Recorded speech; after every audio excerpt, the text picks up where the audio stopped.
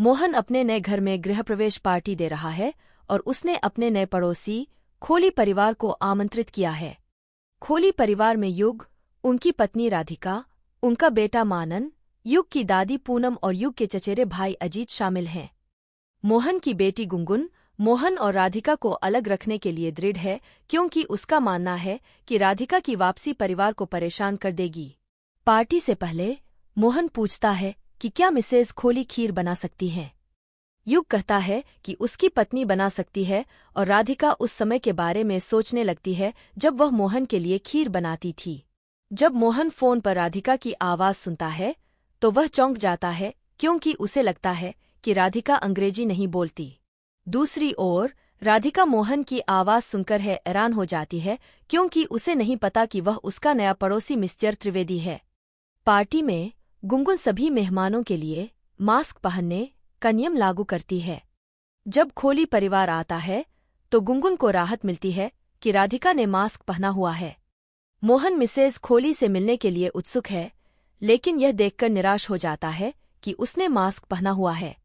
जैसे जैसे पार्टी आगे बढ़ती है, मोहन और राधिका के बीच कई तनावपूर्ण क्षण आते हैं।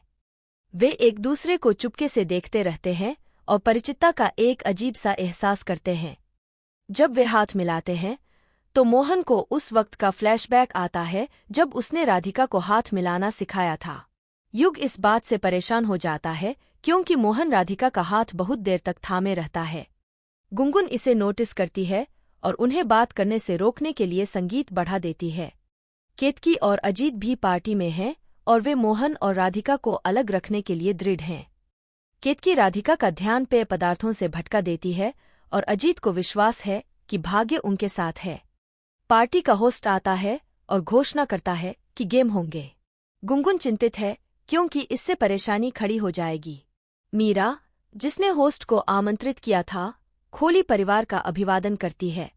राधिका सोचती है कि उसे ऐसा क्यों लगता है कि वह पहले भी मिस्टर त्रिवेदी से मिल चुकी है और मोहन को भी मिसेज खोली के बारे में यही भावना होती है। वे दोनों एक दूसरे को देखना बंद नहीं कर सकते और एक गहरा संबंध महसूस करते हैं। मोहन राधिका की तरफ चलना शुरू करता है, लेकिन गुंगुन दखल देती है।